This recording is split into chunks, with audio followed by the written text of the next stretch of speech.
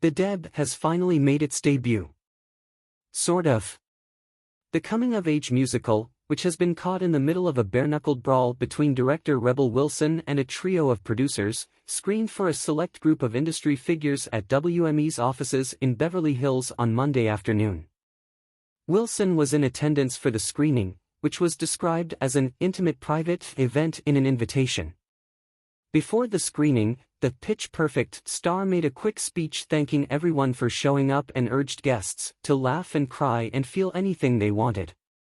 After the credits rolled, Wilson re-emerged and teared up, apparently moved by the crowd's enthusiastic response, according to an attendee.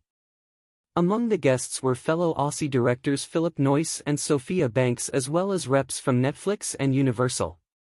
The two studios have long-standing deep ties with Wilson via Isn't It Romantic and Senior Year Netflix, and Bridesmaids and Pitch Perfect, Universal. The film, which marks Wilson's directing debut, has sparked wild claims from both sides, with the Pitch Perfect star accusing the film's producers Amanda Ghost, Gregor Cameron and Vince Holden of siphoning money from the budget, while the trio hit back by suing Wilson for defamation.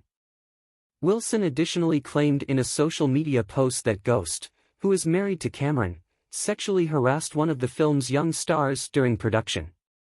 Wilson doubled down on her claims after the producers filed an amended complaint on July 31 and called on Len Blavatnik, the billionaire whose AI film financed the film, to please stop funding and protecting the trio. The screening comes in advance of The Deb's world premiere as the closing night gala at the Toronto Film Festival, which kicks off next week.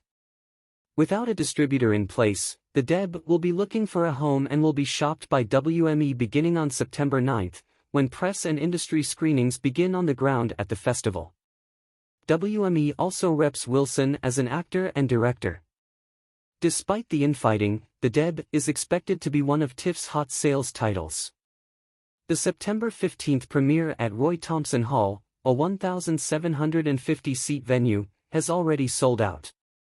Sources say none of the producers plan on attending any of the TIFF events.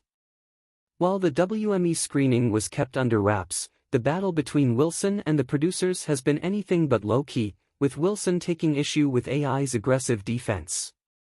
Ghost and Holden are executives at Blavatnik's AI Film, a deep-pocketed film producer and financier, whose credits include Hacksaw Ridge and Tanya, since 2019.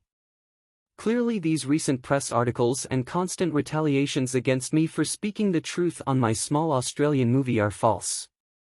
All I did was tell the truth about these absolute fuckwits. Now they launch a bogus defamation suit and bogus articles to inflict further harm. The producers have not publicly commented on their feud with Wilson, though their lawsuit suggests that she is retaliating in part over her unhappiness with the film's music credits. Wilson also went scorched earth earlier this year when she accused Sacha Baron Cohen of sexually harassing her and pressuring her to do nudity on the set of The Brothers Grimsby. The claims were made in her memoir Rebel Rising. Those passages were removed from editions of the book published in the UK and Australia, though they remain in the US version as well other international territories. The Deb centers on a pair of teenage girls preparing to attend a debutante ball in the Australian outback. The actor at the center of the alleged sexual harassment allegations, who is one of the two leads, has remained silent. It is unclear if the film's two main actors will be doing press in Toronto, but if so, they will undoubtedly be asked about the legal back and forth. Sources familiar with the battle between Wilson and the producers say AI Film initially refused to give approval to TIFF to screen The Deb and only reversed course after she posted on social media about the standoff over the film making its world premiere at the festival. Wilson is represented by attorney Brian Friedman, while Camille Vasquez is the lawyer who filed the lawsuit on behalf of the producers.